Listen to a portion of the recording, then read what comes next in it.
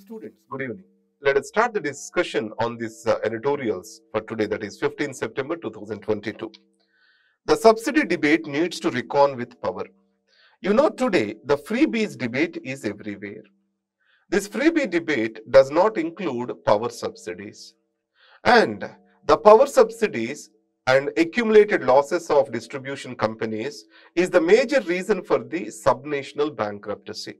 So that's why the first point is the freebie debate shall also include the power subsidies. If you take the example of Punjab, 50% is the debt to GDP ratio today.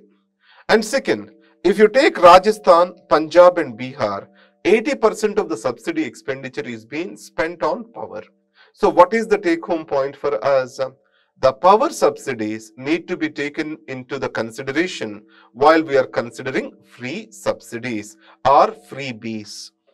Second, the future of old times in India. It's a very good article and I love Zindrees. So that's why let us discuss about this. Old age population is increasing in India.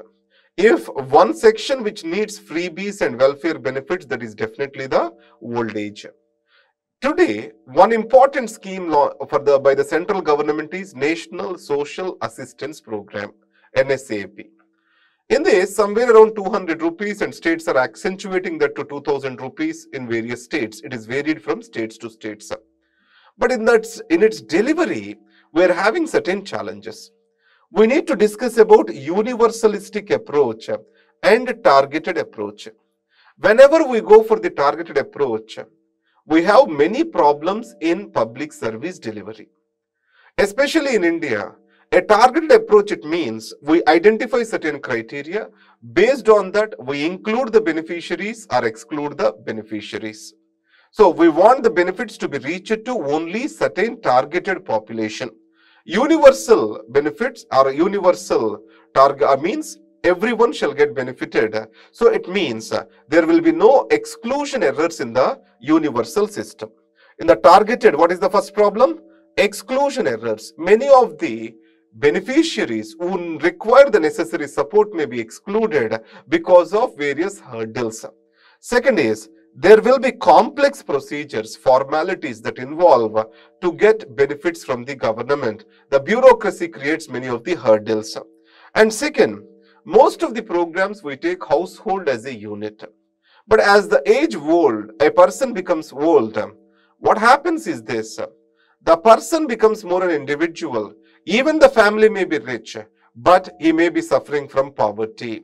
So that's why the targeted approach has three major problems. One is exclusion errors, complex procedures. And the third thing is household is the unit in India rather than the individual. So that's why to overcome these challenges, we have to move from targeted approach to the universal approach. And one statistical point you need to remember is 18% of Indian population by 2036 is expected to be old age population. Today, by 2011 census, 9% of Indian population are old aged. As old age problems, our old age population increases, our policy needs to change. Geriatric medicine and then old age poverty, these all issues have to figure out in our policies that we need to consider. India's growing water crisis, the seen and the unseen. Urban population and urbanization is the major reason for water scarcity. So from exam point of view, what are the reasons for increasing water crisis? One is urbanization, increasing population and increasing water pollution. These are the three reasons which are stated in this article. And second is the 50% of the population by 2050 are expected to be urbanized. So the priorities of water will be shifted from agriculture to the urban areas. So agriculture, irrigation, they move from rural areas to urban areas. As urban needs are increasing, interbasin transfer of water and then interstate transfer of water from one region to other region is expected to happen. In such a case, obviously water wars will increase, water conflict will increase. It will pose new governance challenges.